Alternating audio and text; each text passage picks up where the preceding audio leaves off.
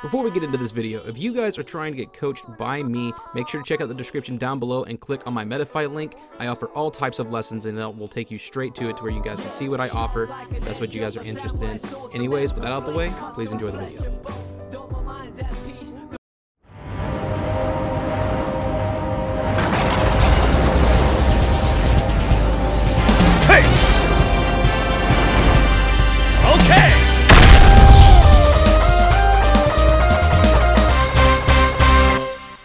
X, and welcome to my dojo. Okay, I guess that's pretty much everything we need to say about Ryu. So, for the last segment of this, I just wanted to ask you guys, like, what's your thoughts on who is the best FGC character currently?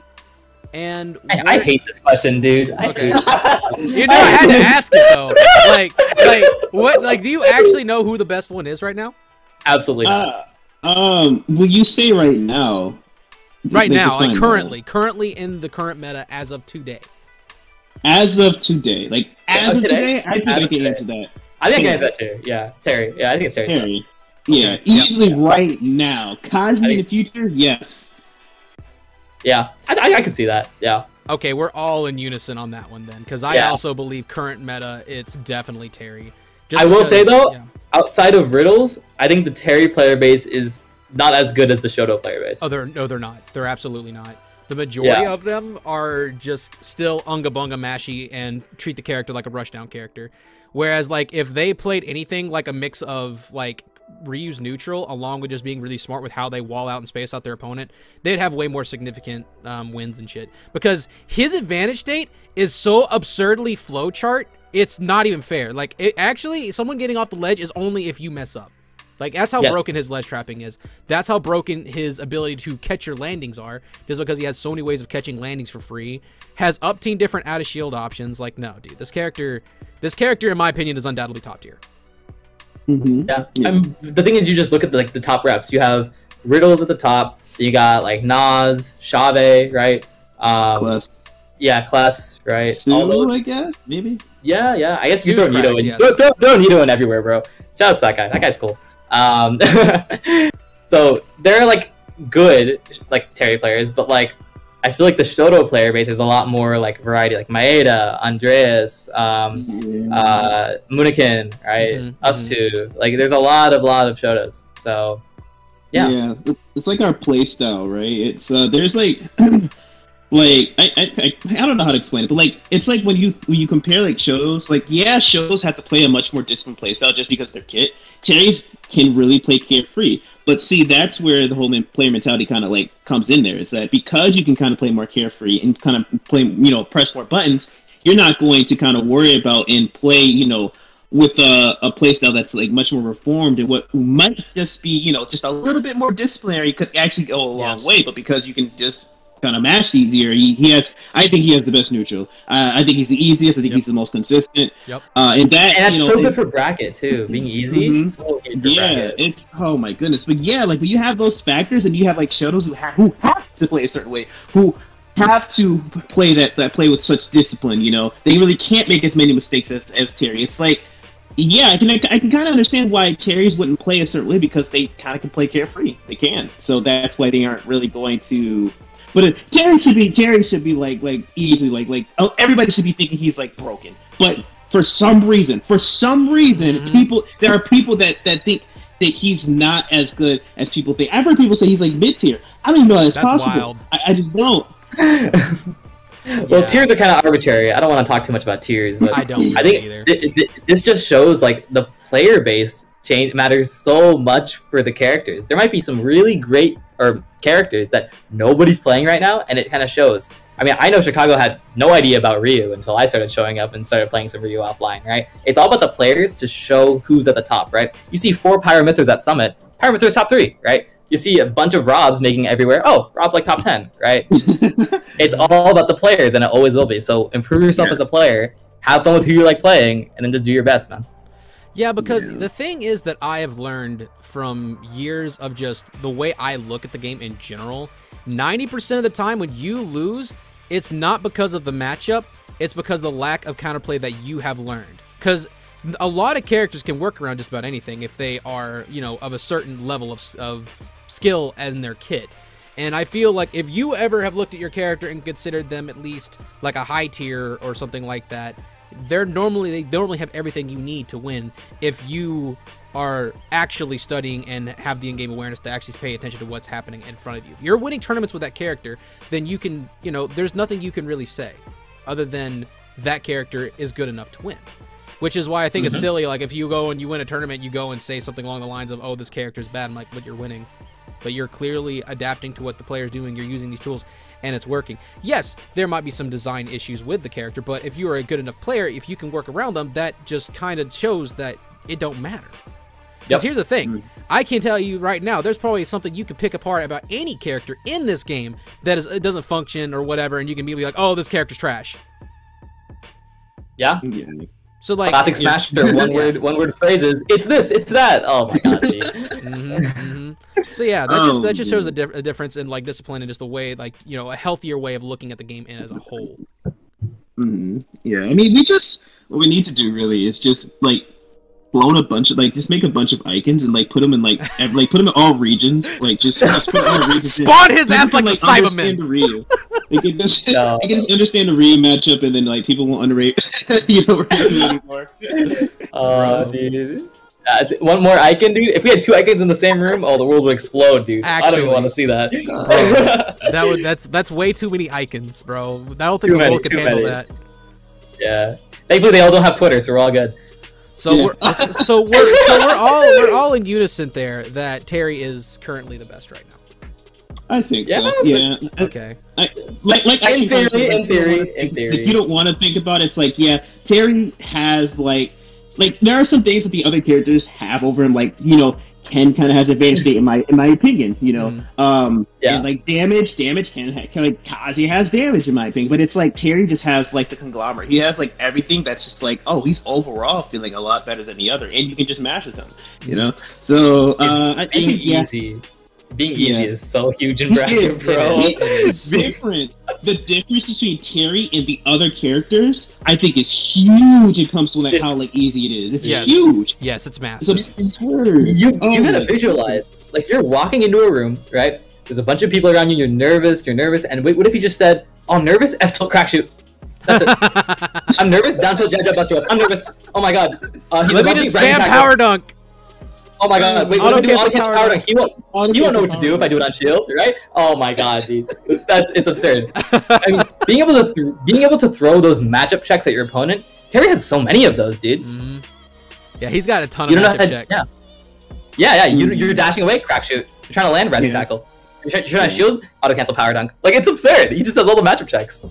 Yeah, and matchup you talk about matchup checks. It's like they do I see that same combo breaker or shoot breaker. It's like down tilt, up tilt, into geyser, and like it'll break it or it won't. It happens. I see it everywhere, Dale. Carrie's been out for like 2 years now. He's been out for like 2 years, and people still get hit by this stuff because no one really understands how to play the fighting characters or fight them in general. Because a lot of people don't want to play them either. We were in like a Wi-Fi meta for a long time, right? And Terry Online, let's be real, was even more absurd. He just like Oh yeah. Oh my goodness. So yeah, but people are avoiding the Shotos, people are avoiding Terry, and Kazi came out. No one really wants to fight Kazi, but my whole point is that, you know, even though we're offline now, and they kind of have like that past, like, you know, that past feeling, or just now it's just like, I don't really want to learn the matchup, and you know, if I fight them, I'm gonna say they're broken, but I'll still say they're not that good. I don't know, man. It's just because they don't want to learn the matchups, we kind of get stuck with how we want to advance with the meta. Everybody else is like, yeah, I play Paladin, I play Wolf. Everybody knows about them, everybody plays them, so yeah, they're going to progress the fastest. Then you have us, who I swear, who I think, in my opinion,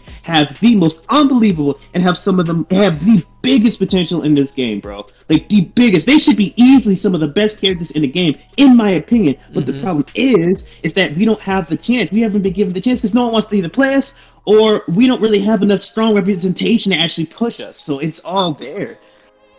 So, like, yeah. I want to play off of that, because you make a valid point that I've felt for a very long time, and that's honestly plays into the fact that Ultimate players don't grind matchups that they find annoying.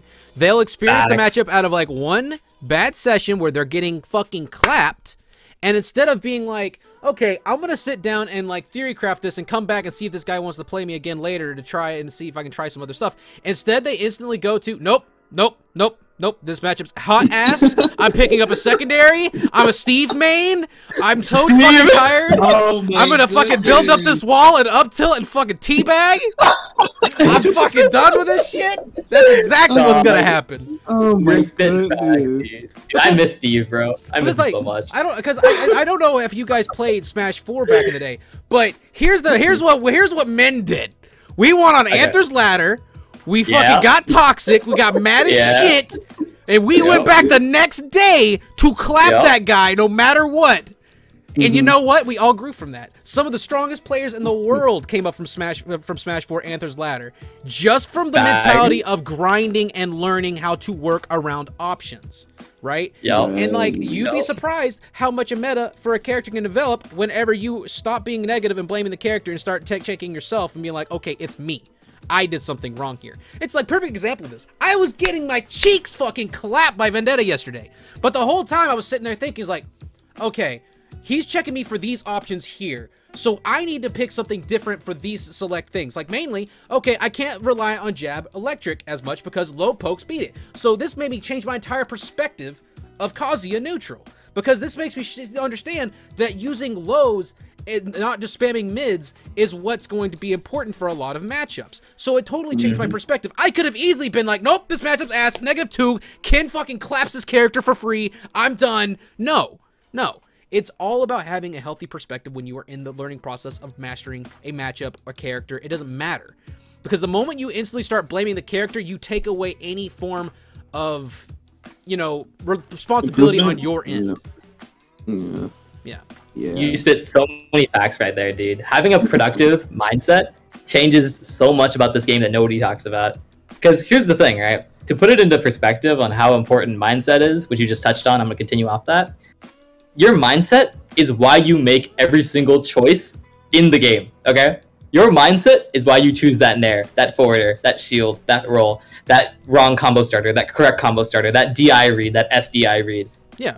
That's why you make all your decisions in the game. If you have a bad mindset, your decisions in the game are going to be awful. Okay?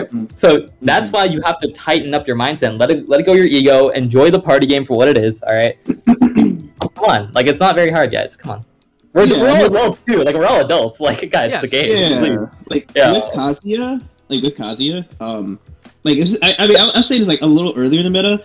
But you know, I was looking and I saw Kazuya's kind of like just pressing a lot of higher moves, higher pokes. I was like, I mean, you're only gonna get with that so long, and then come the matchup with. I used to think Shoto's got destroyed by Kazuya, but then I started thinking about. I was like, why did I just start trying to hit lower? You know, I discovered it on accident. By the way, I did like a heavy down, so I think on accident, or like a down smash. I was like, wait a minute.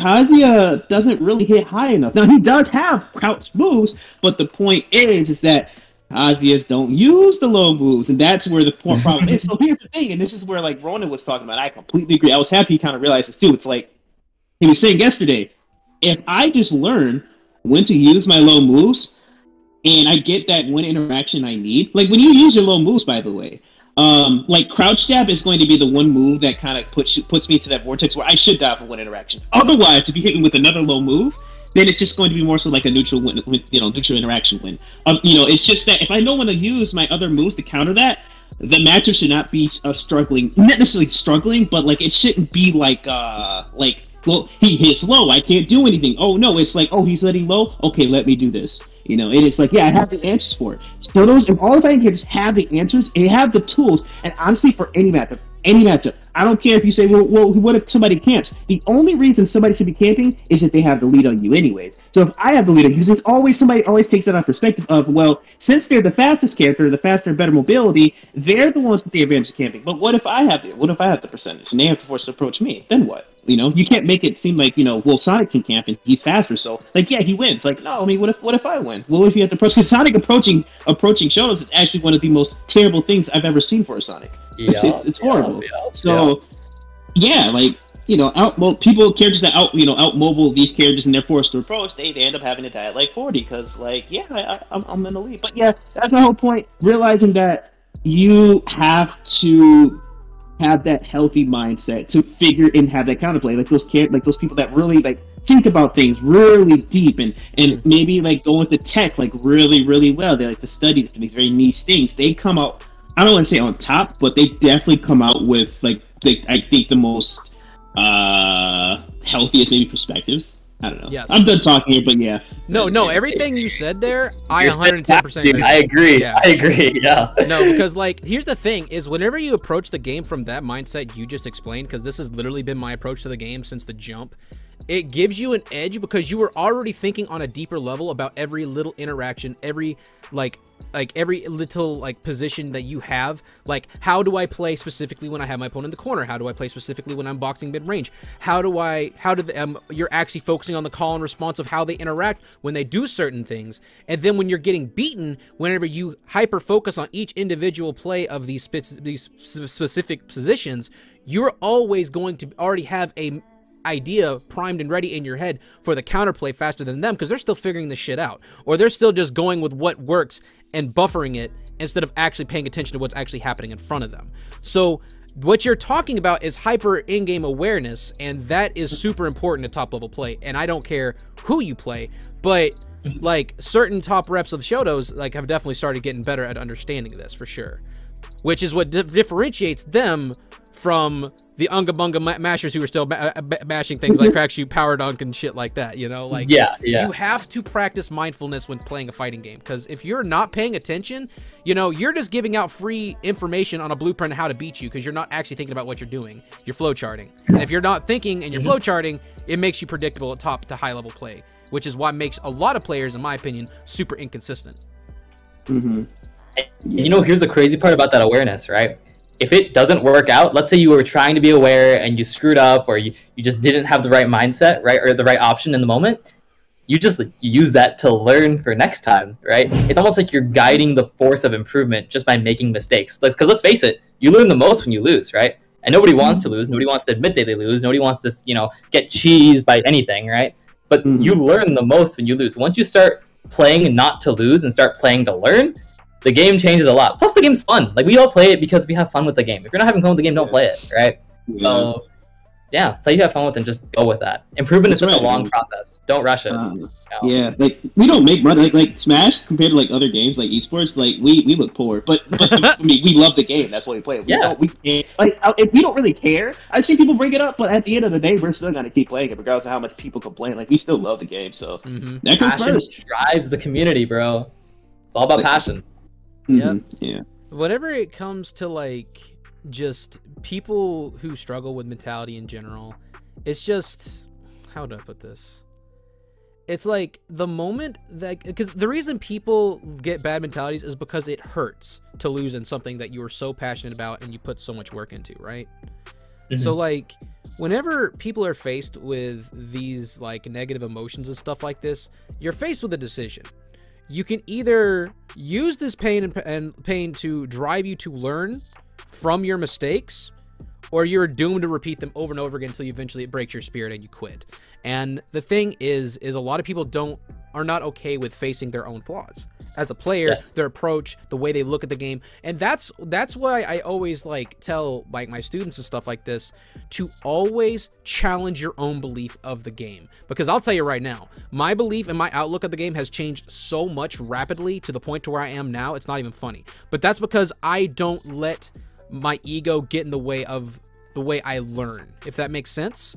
It's like I will openly challenge my belief through other people's perspectives all the time, and I'll break it down like point for point and see if it lines up with what I believe. And if it doesn't, I'll at least humor the idea and like watch and see what this player actually can do. And if there's some merit to it, I can change what I believe. But a lot of people don't let that happen because they're too egotistical to let their outlook be challenged. And sometimes they get aggressively violent about it. Like, I'm looking at you, Twitter.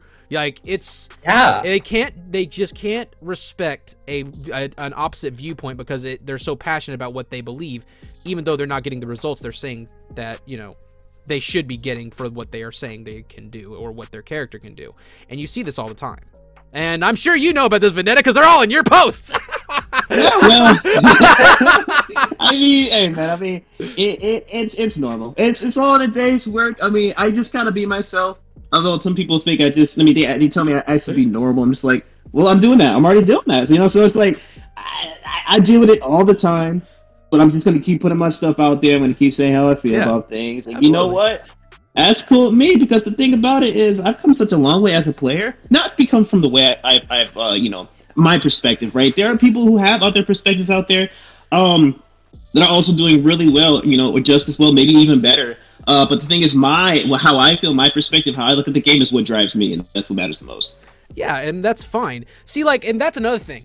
Why are players so challenged by people who are openly confident in themselves? Can we talk about that? Now, let me go off real quick. I gotta talk about it. Okay, Vendetta, bro, I love you, man. But like, it's definitely funny, like the way you post, because it does come off with like some like I'm gonna be the next Hokage shenanigans. But like, can I fault you for that? If that brings you up and that makes you feel good about yourself, and it helps, like, you know, maintain that positive mindset, who am I to sit here and tell you that, you know, anything else, especially whenever you're out here showing that you're able to do this kind of stuff. I ain't gonna lie, when I see these posts, I hear the flutes chime in, da, na, na, na, na. Like, I hear all that, but you know what? The man is showing that he's got it. So you know what? If you're showing it, then people need to back the fuck off. And I just don't get it. Because, like, not just on social media, right? Like, not just on social media. It can be in your own locals and stuff like this. If you show signs of confidence, stuff like this, you come off as cocky. Now, there is a difference between confidence and cocky, which I do want to kind of get into that.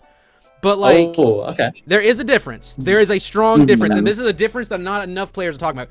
Confidence is being strong in your belief in your character and stuff like this, but you don't have to flaunt it and put other people's down because you're like, oh, you're stupid and you don't get these kind of results, but I do. Why are you even talking to me? That is being a cocky asshole. All right, that's not confidence. I'm not going to call out players for that, but you guys have all at least met that guy at least once, and then they'll go and they'll cry, oh, I'm just a confident player. No, dude, you're an asshole. Like, a perfect example of a confident player and what it means to, like, have, like, you know, good posture when it comes to being a confident player. And these are both Georgia players, Fatality and Scat. Perfect example of that. Perfect example of that. Both of them are absurdly confident at the game. They have their outlook of it. And whenever they have their viewpoints challenged, you know, they'll hear them out. And then they'll go and they'll absolutely clap their cheeks and move on to the next bracket. Like, that is the kind of, that's what confidence looks like. That's what sportsmanship looks like. All this other cocky bullshit is just spreading toxicity into your scene. Just because somebody has a different opinion than you doesn't mean that you have to hate them for life. You can just accept their opinion and do your own thing, right? You're not sworn enemies over Twitter just because you said the matchup was +1 and somebody else said it was even. Like, come on, guys. Be adults here, please. Exactly. So, yeah, I just wanted to kind of go off on that a little bit because I've been feeling that for a while, Vendetta. I kind of wanted to talk about it on here, so just wanted to see what your thoughts were. Yeah, I mean, that's okay, man. So I agree with it. I mean, like I said, I'm going to continue doing what I do.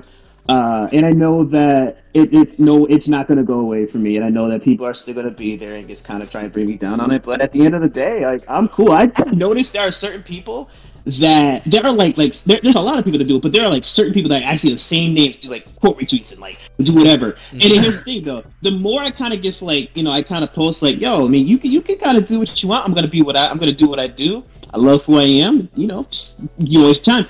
I don't really see those names anymore. I don't, because the thing about it is if you kind of make it known that you don't care, they can do whatever they want, they go away. They get bored now. They know that, oh, I can't touch this guy, dude. He's too good, you know. So yeah, dude, like it's cool. But even if they do stay, which they will, just who cares, man? Eventually they'll get bored. And eventually you will have people over time, like at first, like it was like, you know, Vendetta seems crazy. I mean, people still think I have crazy opinions now, Ken Ness. But, bro, don't even get me started. Don't even get me started, bro. Don't even. I made an hour-long guide on that fucking matchup back like 2 years ago. That matchup's not bad. That's a discipline check, dude. It's a discipline check. I preach. Oh my god. Ryu-ness even, like, I think Ryu does better in the matchup. I think Ryu just convincingly just beats Ness. Dude, Ryu just, like, that fireball just does enough. But I brought that up because I knew we'd get a reaction on the Ronin, but... I love this hat, dude. Yeah, but yeah, dude, like, just keep doing what you do. Like, having a different mindset, that's what drives that person. There's no reason. I've noticed it, dude. I've noticed, like, I've noticed other shows. I'm not gonna say names, but I'll say it right here. I've noticed other specific shows, actually just like always want to say something about me or whoever else wants to kind of think differently about the game. You know, for absolutely for no reason. It just is against no reason other than to just hate about it. It's like, but what are you doing? You know, what are you doing? You're sitting behind the computer screen going 1 and 2 at your local. Oh shit! Yeah. Wait, you're losing to the Min. What the guys? Come on, bro. Yeah, that's the thing. It's like they get so violently angry that you are like a completely opposite opinion of them, and it's like that's their whole identity. And if it gets challenged, it's like you have to have your head chopped off like publicly, and like your body needs to be paraded through the streets. Like it's so dumb. And I understand this, Vendetta, because like before you came along, I was the optimistic Ken guy. Like early first patch Ken, I was already saying was high tier with all the crazy tech and stuff like this, and was showing it through my videos and stuff like this. And bro, Twitter wanted me upside down on a cross, bro, for what I was saying. And the thing is I was like, I was motivated. That was whenever I was at the peak of my competitive career, whenever I was like got second in my state, and I was out here like, you know, still getting like top 32s at like some out of state region stuff and getting some upsets, and I was showing it, right? Yeah. But even whenever you show them that you know what you're talking about, it's like they just don't want to accept it. This is why I'm so happy I don't have Twitter, dude. I'm so happy. I'm so happy. It's so toxic, bro. It's so bad, dude. But yeah, just wanted to talk a little bit about that, bro. We're kind of going all over the place right now, man. This wasn't even like a segment that I had planned, but you know what? I think it's good. Right. I'm not objecting. It's fun, bro. Screw the haters, dude. Keep showing what's up. I want to say one thing though. This is the Ikan. I know it probably won't change it. It probably won't change your mind, but I do want to be realistic with you, because you are a realistic person, right? Yes. Having a Twitter can absolutely suck, and there are times where I don't want to be there. Like it's like, oh my god, everybody's just so toxic. Like it's a person behind a computer screen. You don't even know them. Probably. But the thing is, having that Twitter, right, and having the notoriety and the reputation that you specifically have, Ikan, can actually open up opportunities for you. Yeah, like I know people say that, but it's like, maybe I should glitch, but like not even, dude. Like I don't know. Half of my brand now is not having a Twitter, which is the weirdest thing ever.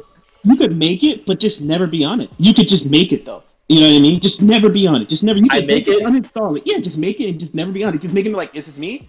I'm probably not going to ever be on here, but this is like, you know, if you want to, you know, this is who I am. This is the real Ikan. But like that, it can honestly, it can open up maybe like potential like sponsorships and just potential like it just anything out there. People might want to, you know, reach out to you and do things, because personally, like I've had those kinds of opportunities present myself, not necessarily recently, but just over my course of my Smash career. It's like, oh well, I wouldn't have got that if I didn't have like a social media, you know. I've had somebody mention the idea of having a Twitter, zero following, like follow nobody, and the one tweet is the video of Ryu from Streets. It's like, hey everybody, this is Ryu. Yes. And that's the one tweet, and there's nothing else. Yes. That's it. Yes. See, like, yeah, I agree with Vendetta, because like that's literally the only reason I have Twitter, is for branding purposes, to help, you know, push my streams and just kind of what I do, right? Whenever you get too emotionally involved in it, yeah, it's just not healthy. And I think that just social media as a whole, but that's like, you know, that then this kind of ties into like, you know, what's really your plans with Smash? Are you just a competitor that's enjoying it and just trying to like, you know, grow as a competitor, or are you eventually trying to branch off into content creation, streaming and stuff like this? Because the thing is yes, Smash is very poor as far as like the money you can make from it, unless you are either one, multi-talented, me, or you're a top player and everyone gives a shit about you, Vendetta. So like that's the two routes you kind of have to go with if you're really trying to make money at this game. So that's really the question, man, is what do you want? You know, man, I've got no idea, to be honest. I feel like I'm just this random, you know, guy in Chicago who's just playing tournaments, having a good time. I don't know. I think a lot will change after the first major on what I want to do. Will I like solo grind competition? Will I maybe branch out into like maybe streaming practice sessions with some friends of mine? I don't really know. I mean, I got two great influences right here. One's the competitor and one's the content creator. So it's like literally. Hey, God damn it! I do both. All right, I might not be that good yet, but I'll get back there. God damn it, give me some fucking time. I know. Hold on. I know that Kazuya be cooking. I know. I've been seeing it. Oh my god.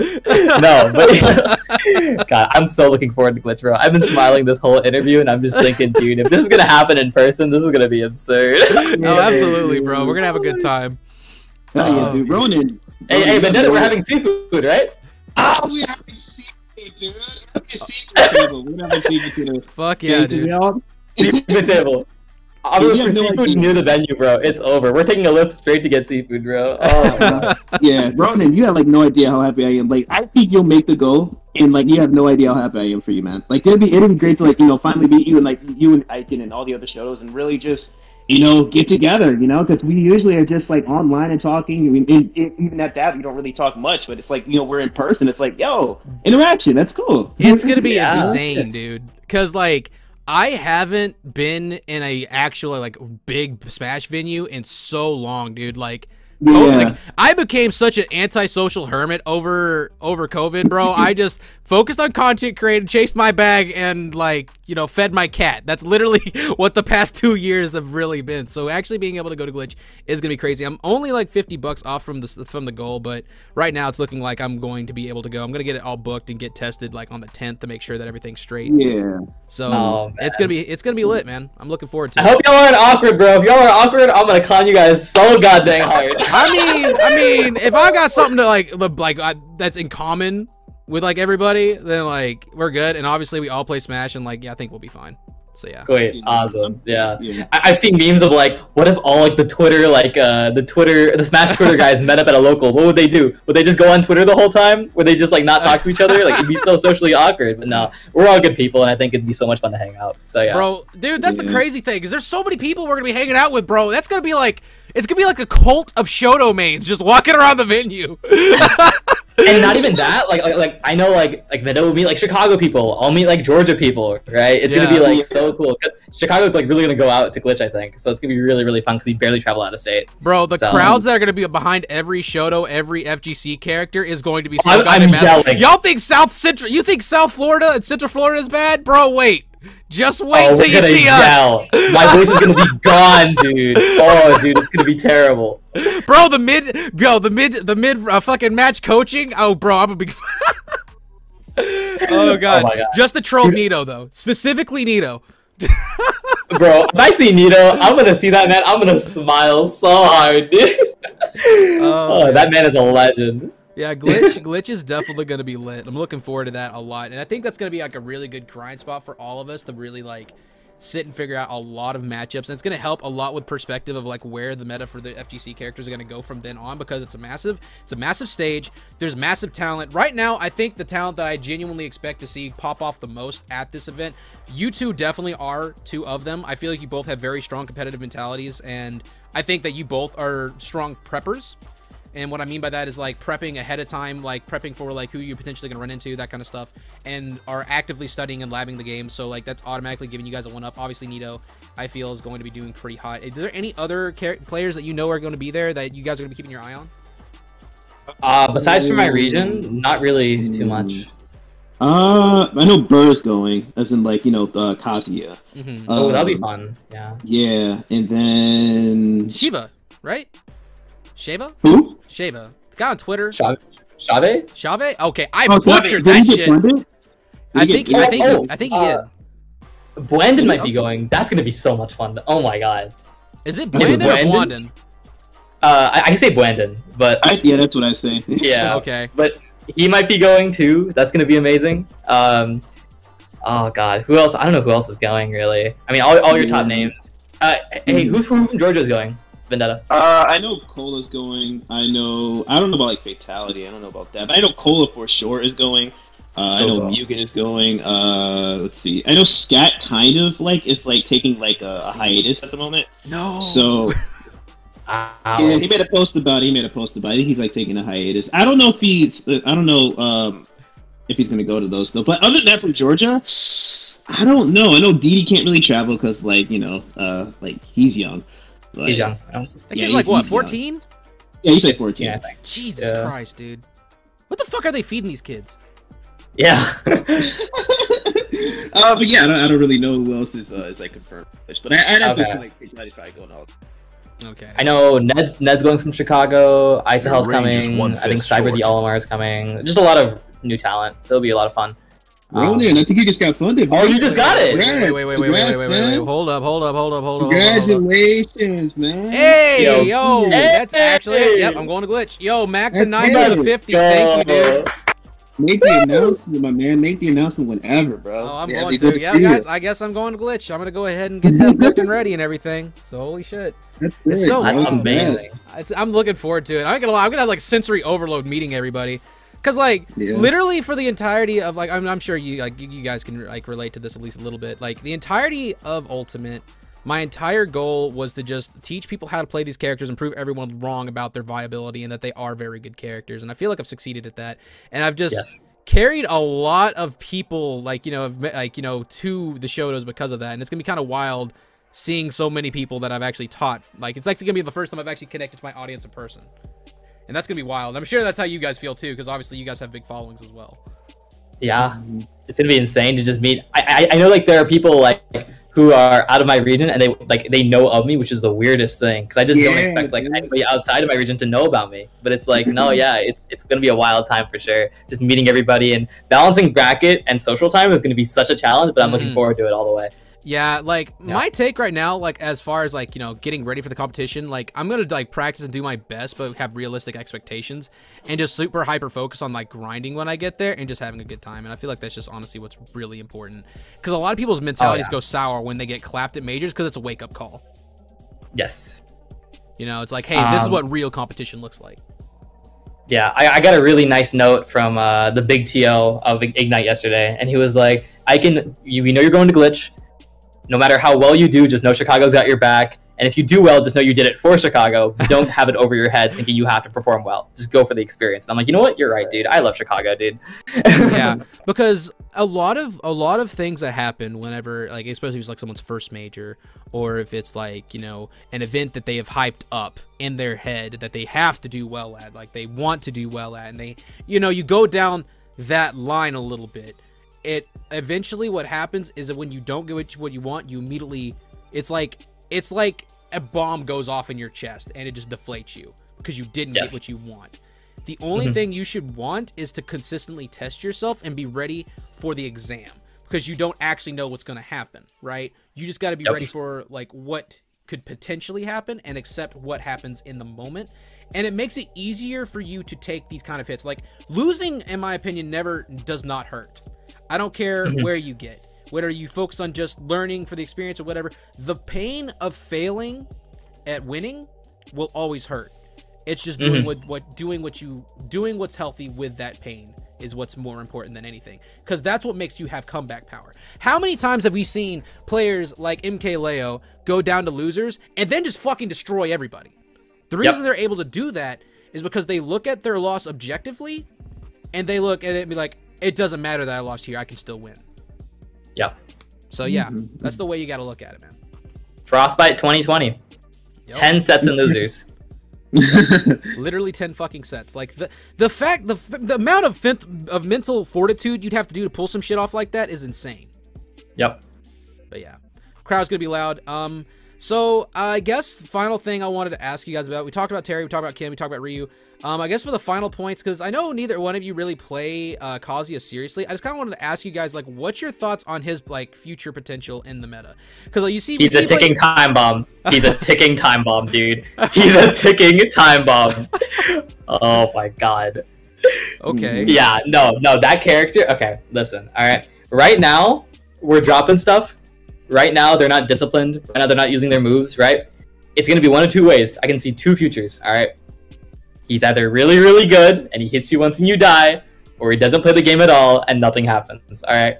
It's one of these two. But the way the meta is looking, and the way people are starting to, optimize the character, sure, counterplay hasn't been fully developed, of course, but it's going to be the red pill or blue pill, bro. It's going to be really, really good, like a solid top tier, or really, really bad, just kind of a decent mid tier, who if you get hit once you die, but that's ultimate. That's it. That's all it can be. Okay. I can definitely see that. What about you, Vendetta? What you think? Because I know you kind of see a little bit of what I see. It's just the character's absurdly underdeveloped. Yeah, like we were kind of saying earlier, like Terry's, I think we can collectively agree that Terry's somewhat probably the best fighting character in the meta at the moment. But like Kazuya is going to the cool thing about it is like Kazuya has so much untapped potential. Going back to what you're saying also about using more lows, using more just crouch moves in general, and optimizing crouch dashing, right? All this stuff. He has so many different things. Like his disadvantage too. I think it's exaggerated a bit. There are just too many times where you can use that down B armor in an up air, like that intangible up air. They both come out frame 4, by the way. Yep. There's some characters that probably can like keep that from happening. But the point is, he has options disadvantage. People exaggerate how he is. They think he's like this crazy like character who's just super features all advantage state, which is obviously wrong. Like I'm not even gonna go into that. He's not an all advantage state character. That's not true. And he's just one of those characters where, like, kind of like Ken, like you have to play him. And kind of agree to an extent too. It's like the player's only going to be as good as Kazuya. He's only going to be as good as Kazuya. He's only going to be as good as Kazuya. Okay, or well, the Kazuya only going to be as good as the player. I guess if you guys understand. Yeah, but, I see what you mean. Same idea. So, like, just kind of be on the watch out for, like, be on the lookout because there are going to be specific Kazuyas that you should be looking out for. And the thing is, even if there are Kazuyas at the top, right, you have to pay attention to the right ones. And I'm going to put that out to like that. That's facts. Just like don't give up on Kazi. He's not low. He's not like even if you're like getting it, he's not a low tier. He's not bad. The character's not bad. Okay, inconsistent. I hear people say Ken's inconsistent too. I get the idea from it, but again, like if Ken's inconsistent, it's not Ken. It's you. 100%. You have all the tools to deal with any matchup in the game. It's not Ken. It's you. So any matchup chart you make, it's not Ken's matchup chart you're making. That's your player chart. That's your player chart. That's exactly what it is. So like I mean that's why I kind of abandoned the idea of matchup charts. If like fighting a character, just like I'll make this player chart. That's my Ken player chart. That's what it is. So I mean overall, Kazuya is this disgusting, absurdly broken character that people are going to learn one day he's like not okay. But like there are going to be some matchups. Like Min could be annoying. I don't think Sonic's that bad. I think Min-Min's going to be like that one matchup where like maybe. But I've seen counterplay for it. I've seen counterplay for it. You know, she hits really low. You can use like 9A the overhead, right, to go over it with this intangibility. That's one piece of counterplay right there. Okay. Yeah, 9A 7A dash attack. Yep. You know, forward air to clank with the tilts. Not to mention she has nerfs. She got nerfs now. Like that matchup is exaggerated. The same thing kind of happened with like Shotos. Like sorry, I'm talking so much. Like same thing kind of happened with like Shotos, where like they say, "Oh man, these matches are so bad." Game Watch, Palutena, Ness, and then when I kind of go against them, it's like, oh, but I'm still gonna say they're bad. You know, it's like what? Oh my goodness. But yeah, he's a good boy. Kazuya's a good boy. Something like that. Yeah, it's like. Go ahead. Sorry. Oh, thank you. My big thing is I think he's got so much potential, and he can be so threatening and scary. Like one touch and you're dead. The two things that are like kind of keeping me from that is we talked about it before, bracket and ease of use. Right? He's not an easy character to play. It's being able to play that many sets in a high pressure environment with nerves, dropping an electric kill confirm because you got normal wind god. You know all those misinputs. It can be bad, right? And the other is I think people haven't committed hard enough to not interacting with this character until he whiff punishes electric. I think that's the big thing. Once people start committing to be like, I am going to stay away at this footsie's mid-range, not far away, but close enough to where you think you can electric, and then punishing you for that electric, that's when I see things going south, right? But right now we're still in this kind of weird, it's only been, 4 or 5 months? We're still in this, like, you know, the combo game's been developed, right? The neutral is starting to be developed, right? It's just a matter of, can you work with that mobility to get your 3 electrics and get 3 different stocks, right? So, yeah. That's how I feel about it. So I want to give a valid point to kind of play off of what you said there. And this is by far one of the things that makes Kazuya's movement neutral so hard for whenever people are camping mid-range. So we all know that he has amazing burst options. I could even go as far as to compare his dash attack and dash grab to something along the lines of how Captain Falcon uses their burst options. The burst options are there, but here's the thing that's scary. What was the one thing that was annoying as fuck about Sonic Spin Dash in Smash 4? Iframes? You never knew when they're gonna commit. I got you. And there's absurdly so many different ways that Kazuya can burst in and check you for, you know, the ranges you can and cannot react, right? And if you ever whiff inside of his burst range, he literally has a option for every single range inside his burst range to open you up and blow you up, right? But the current meta is that a lot of Kazuya's are struggling getting camped out mid-range because they haven't really figured out how to use all their options quite yet against specific matchups. So look at it this way. So Tekken is a game of knowing when to use mids, highs, and lows, right? So whenever you are playing certain matchups, you kind of have to look at it from the perspective of Tekken in a way. Now this is going to make sense in a minute. So like things like short hop aerial based neutrals, you would consider those a lot to be like mids and highs. What buttons do you have that beat mids and highs? There's the matchup in neutral a lot of the times.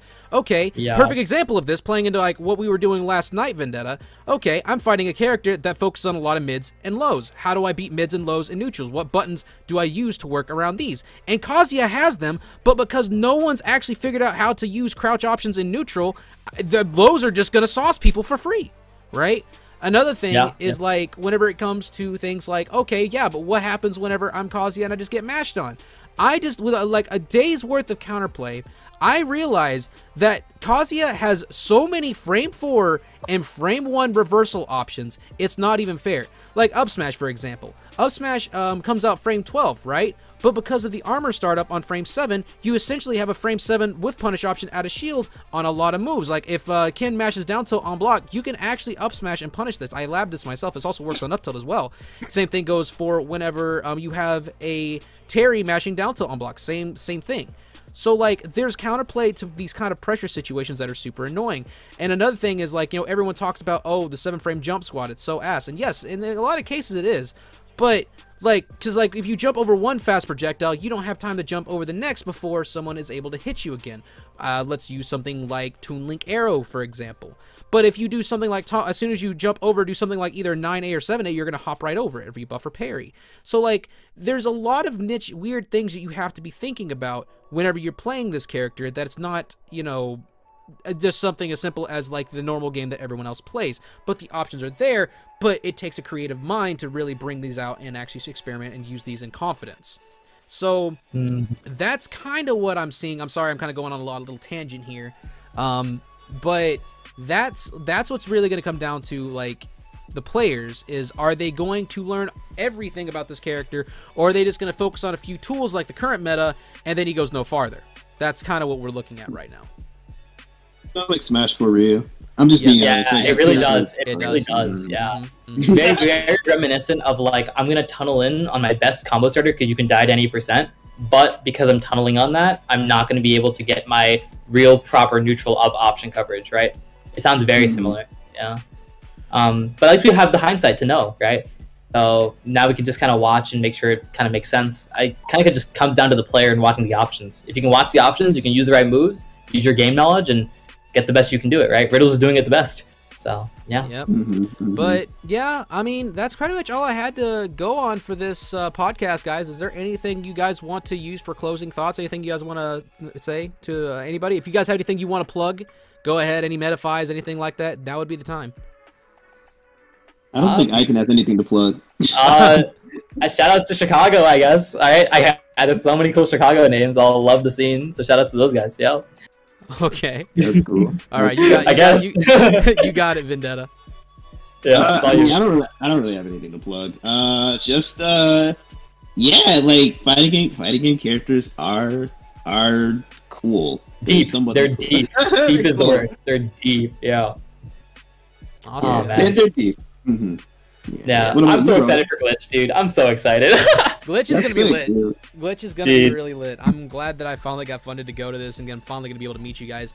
In the future, we might do something along the lines of, like, maybe doing this for, like, you know, maybe we might do one of these, like, after Glitch and kind of give, like, you know, thoughts, like, if anything's updated as far as, like, you know, our outlook of the game or anything like that. We might end up doing this again. I plan on doing more Minds of the Fist with other influencers as well, like some Kazuyas, Terry's, and maybe some other top Kins as well.